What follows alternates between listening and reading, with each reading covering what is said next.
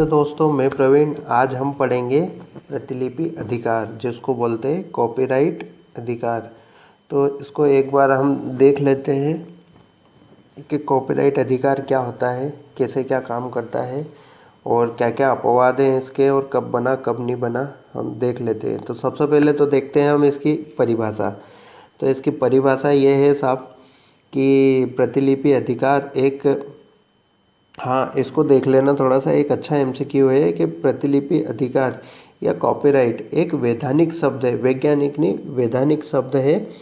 तो इसके अंतर्गत क्या है कि ये देख लेना, एक एमसीक्यू बन सकता है कि 4 वर्ड दे देंगे और कह देंगे कि आप साहब इसमें कौन सा वैधानिक वर्ड है, तो वो देख लेना आप कि कॉपीराइट एक वैधानिक शब्द है। अब इसमें क्या होता है, तो इसमें टोटल मिला के जो भी लेखक रहते हैं उनको कानूनी अधिकार दिया जाता है कि साहब आप आपकी कृति, जो भी बौद्धिक कृति है, आपकी किताब, मैगज़ीन, पत्रिका, जो भी आप शोध वगैरह करते हैं, तो उसकी कोई नकल ना कर सके, इसके विरुद्ध अधिकार। मालूम पड़े कि आप तो दिन रात मेहनत कर रहे हैं और किसी ने नकल करी और अपने नाम से पब्लिश कर दी। तो इसके अंतर्गत अगर हम देखें तो हम दूसरे लोगों की जो भी किताबें हैं उन पे हम अपना हक नहीं जता सकते। वो इसीलिए नहीं जता सकते क्योंकि इस अधिकार के तहत उनको इसका पूरा अधिकार मिला हुआ है। अब दूसरे शब्दों में देखें तो जो भी उनकी बौद्धिक सामग्री होती है, बौद्धिक सामग्री मतलब किताब, मैगज़ीन, न्यूज़पेपर, जो भी कुछ उनने लेख वगैरह छापा है उसका, तो ये उनको सर्वाधिकार ने सर्वाधिकार देता है। सर्वाधिकार मतलब पूर्णतः अधिकार देता है ये। तो इस चीज़ को देख लेंगे। अब इसमें दोस्तों ये मेरा है टेलीग्राम चैनल, इस पे आपको न्यूज़ आउटलेट्स के पीडीएफ और जितने भी न्यूज़पेपर हैं उनके पीडीएफ, और साथ में आपको इस पे नॉवेल पढ़ने के लिए मिल जाए। डेली एक नॉवेल डलता है इस पे, तो वो आप देख लेना। और इसी के साथ में अब इस पे एमसीक्यू भी चालू होने वाले हैं, तो आप देख लेना। नेट परीक्षा के हिसाब से बहुत अच्छा चैनल है। और अगर आपको मुझसे किसी भी तरह से संपर्क करना है तो ये मेरा ईमेल एड्रेस है, आप इस पे ईमेल कर सकते हैं। तो दोस्तों कॉपीराइट अधिनियम क्या है, इसको हम समझ लेते हैं। तो भारतीय कॉपीराइट अधिनियम ये 1957 में बना था। इस चीज़ को याद रखना, ये कई बार ऐसे ही पूछ लिया जाता है। अब इसके बाद में जो कॉपीराइट के जो भी नियम हैं ये कब किस चीज़ में दर्शाए गए हैं, तो ये हमारा जो कॉपीराइट अधिनियम 1957 के भाग 14 में लेखक को क्या क्या अधिकार दिए गए हैं ये बताया गया है। तो इसमें सबसे पहले तो ये आता है कि लेखक की मतलब कोई सी भी कृति है उसको हम किसी भी तरह से उसकी बिना इजाज़त के हम उसकी फ़ोटोकॉपी नहीं कर सकते। इसमें जो भी हम इलेक्ट्रिकल, जैसे कि हम देखते हैं इलेक्ट्रॉनिक्स में कि हमारे पास में लैपटॉप है, लैपटॉप में कई किताबें हैं, लेकिन हम उसकी दूसरी किताबें छाप नहीं सकते। फिर इसके बाद में अगर हम देखें तो ऐसी कोई सी भी कृति जो पाठ्य सामग्री जो किसी और लेखक ने लिखी हो और उसको हम हमारे नाम से जनता में बांट नहीं सकते। इसके अलावा और देखते हैं तो ऐसी कोई सी कृति जो प्रकाशित भी नहीं हुई है और उससे पहले ही हम उसको पब्लिक में बांट दें, तो ये भी एक तरह से उल्लंघन है। इसके बाद में कोई सी कृति, ये थोड़ी प्रिंटिंग मिस्टेक है, कोई सी भी कृति का हम बिना लेखक की परमिशन के अनुवाद नहीं कर सकते, तो एक ये है। इसके बाद में हम किसी भी कृति के ऊपर फिल्म नहीं बना सकते, उसके ऊपर गाने नहीं लिख सकते, तो ये भी एक तरह का कॉपीराइट है। और किसी भी जो अनुवादित वो कृति है, अनुवादित कृति मतलब कोई एक बुक है उसको आपने ट्रांसलेट किया, ट्रांसलेट करने के बाद में आपकी जो बुक बनी, आपकी उस बुक की भी कोई आप बिना आपकी परमिशन से नकल नहीं कर सकता, ये भी कॉपीराइट के अंतर्गत आता है। ये सारे नियम कॉपीराइट को फॉलो करते हैं। इनका जो भी उल्लंघन करता है तो कॉपीराइट का उल्लंघन ऐसे मामलों में होता है।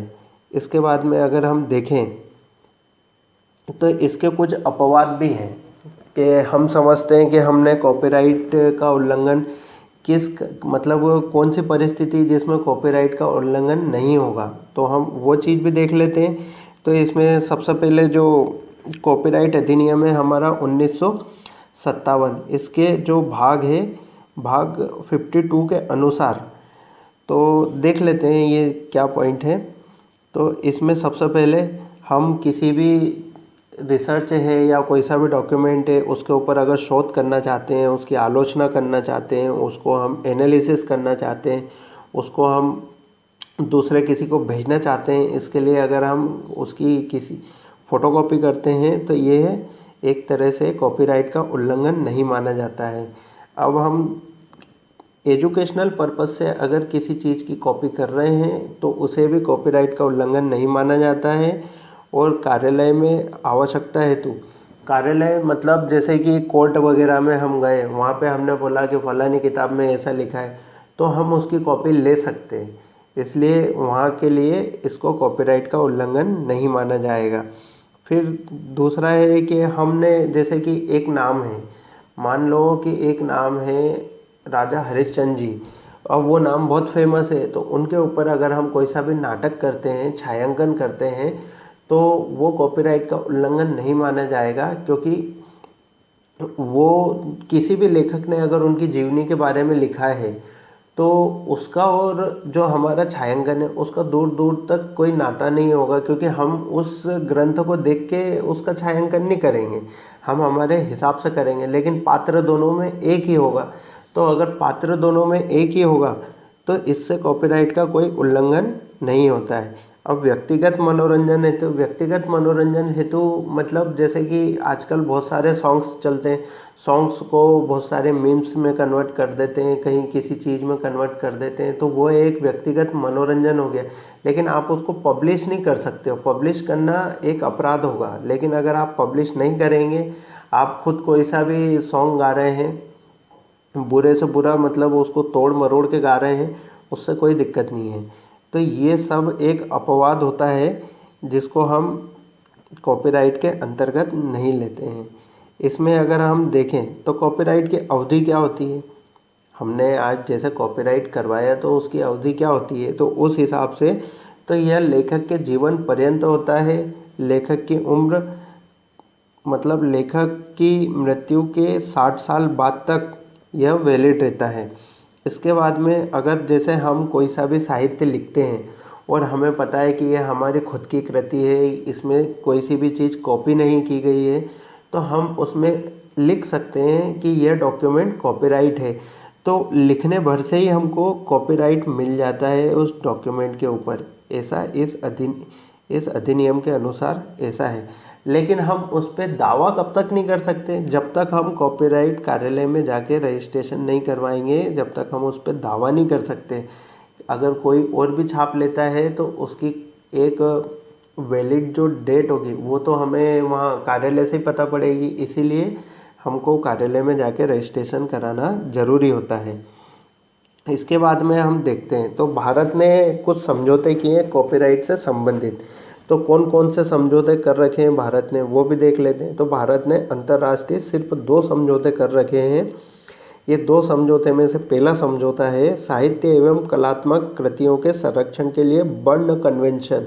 तो ये जो बर्न कन्वेंशन 1948 में साइन किया था, एक तो समझौता भारत ने ये कर रखा है और फिर दूसरा कर रखा है यूनिवर्सल कॉपीराइट कन्वेंशन 1952।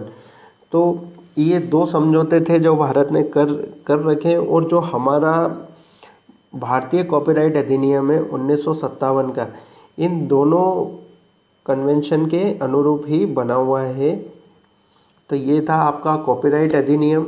दोस्तों, अगर अच्छा लग रहा है तो लाइक करें, कुछ कमी लग रही है तो कमेंट करें और चैनल को सब्सक्राइब करें। धन्यवाद।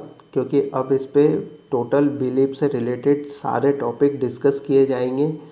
हो सकता है ये आपकी एग्ज़ाम में बहुत हेल्प करें, और मतलब जितने भी महत्वपूर्ण MCQ है वो इन्हीं से मिलके बने हुए हैं। तो आप देख लेना, यही डिटेल में पढ़ते हैं और इन्हीं में से छोटे छोटे MCQ नेट वगैरह के एग्ज़ामों में पूछे जाते हैं। तो डिटेल पता होगी तो छोटे छोटे MCQ भी पता होंगे। जैसे कि अभी एक मैंने वीडियो बनाया था लास्ट टाइम, तो उसमें लिखा था कि शैक्षणिक पुस्तकालय विश्वविद्यालय का हृदय होता है। अब ये चीज़ एक नेट के एग्ज़ाम में कल या परसों मैंने देखा था, एक प्रीवियस ईयर का पेपर उसमें पूछी गई थी। तो मुझे लगा कि हाँ, सही है। तो इसी हिसाब से आप भी पढ़ते चलें और अपना नोट्स बनाते चलें। धन्यवाद। जय हिंद दोस्तों।